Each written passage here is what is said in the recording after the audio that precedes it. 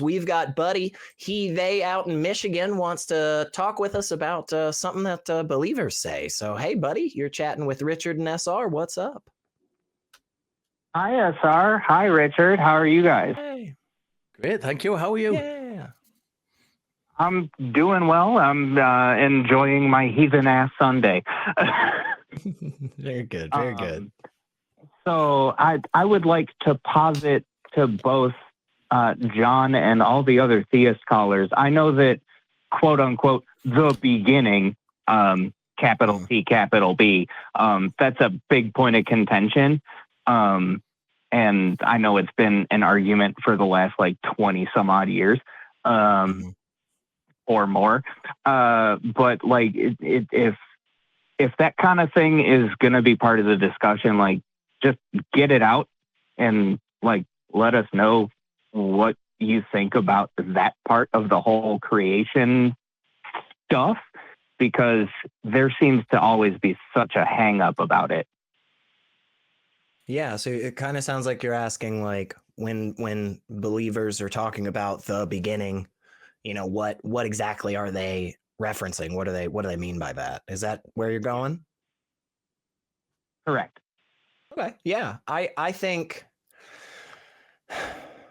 there's a couple of different ways of thinking about it. Streamline the conversations a lot in the future.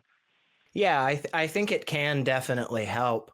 I think one issue is, especially if we're looking at the Abrahamic faiths, there's really, really good historical, textual, archaeological reasons to accept that these creation stories are all building off of each other and have a very direct line in terms of the milieu, the kind of, what was flying around in the air that day anyway. Is a lot of people thought like, hey, this is kind of how it was going, and we see this around the world, right, with various different groups of people that are all, in a similar area, but not exactly the same group.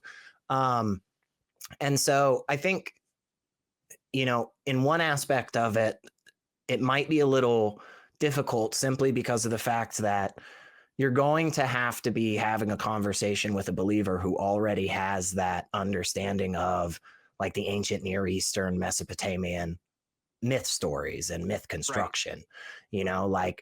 If you have to go through 20 minutes of trying to just explain like what the Epic of Gilgamesh is, and you haven't even gotten into, any further in the conversation. Bro, like a 2-hour diatribe. Right.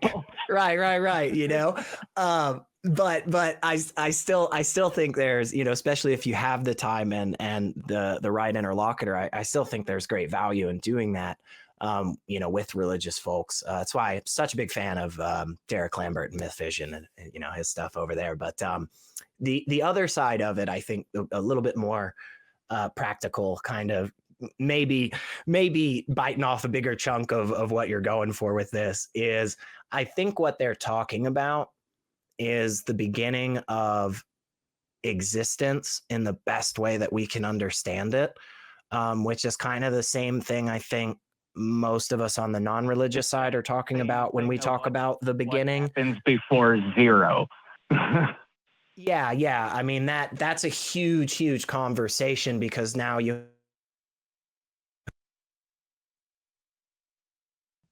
Oh, it looks like my signal's cutting out. No, I think, look, just to follow on from what SR was saying, I think when we're talking about the beginning, I think believers do tend to, we have this thing where we have, we're sometimes when we're in conversation with them, it's a really interesting conversations to have, because a lot of believers will insist that atheists have the belief that, the universe came from nothing. And they insist that that's not the case for themselves. Sticking point over the years. Yeah, it's and it's interesting because it depends who you're talking to.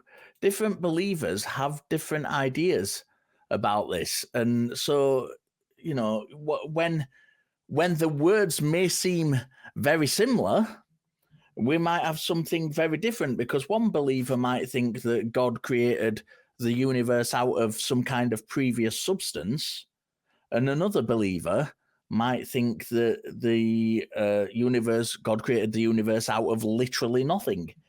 And they might, at the same time, both sets of people might be straw-manning the atheist by saying, well, the atheist believes that the universe comes from nothing. And it's, how do we approach that?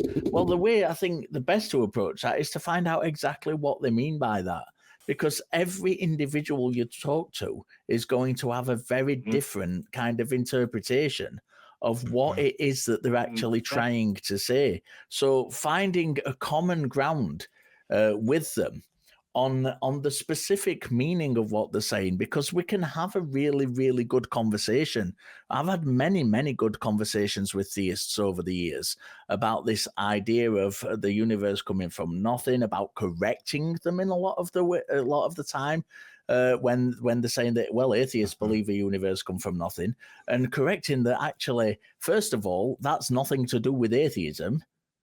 Because a lot of believers, if we're talking about the Big Bang Theory, which a lot of them, when they're speaking about this, are talking about the Big Bang Theory, a lot of Christians and other theists believe in the Big Bang Theory as well. So it's not just a case of it being an atheist thing, but also that, that aside, that nothing in that context doesn't mean what they think it means. It doesn't mean literally nothing. And it gets confusing when you've got people like Lawrence Krauss, who wrote a book called The Universe from Nothing. And it's easy to understand why they think this, but that it doesn't mean a literal nothing. It's a colloquial term that he uses, which has a different meaning amongst physicists than it does against the layman. And, all this stuff can be really, really interestingly kind of delved into, but it depends on the context of what they mean, and there's never a one-size-fits-all answer to it. Exactly, and that's mostly what I wanted to bring up, was just present that context when you begin the call, like as a theist caller, like it will save us all a whole bunch of time. Yeah, I think I'm very much a big fan of this, buddy.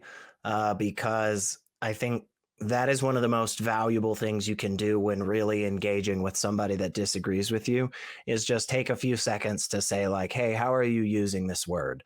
And because we hear this all the time with like faith. This is one that really I've delved into to the point that I feel like there's I feel like there's a decent divide, Okay, sure, there's this usage of faith where it's really just synonymous with trust. Like, why I'm sitting on this chair, I have faith, that it's going to hold me up, right? But that's based on like evidence and like repeated, tested things, so on and so forth, right?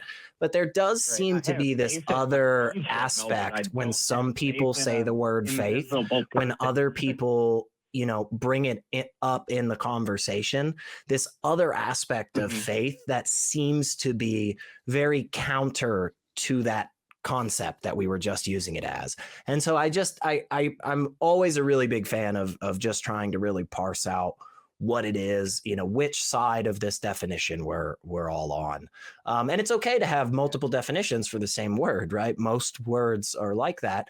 It's just as long as we don't equivocate between the two of them. Yeah, and just as long as we're not going back and forth and muddying the waters needlessly by interchanging these concepts that just aren't really interchangeable. Well, anyway, that's the long and short of what I wanted to talk about before I even start thinking about the after show. So I'll get out of your hair. Yeah, well, come hang out with us in the after show, buddy, because we're always having a good time there. But thanks so much for hanging with us here.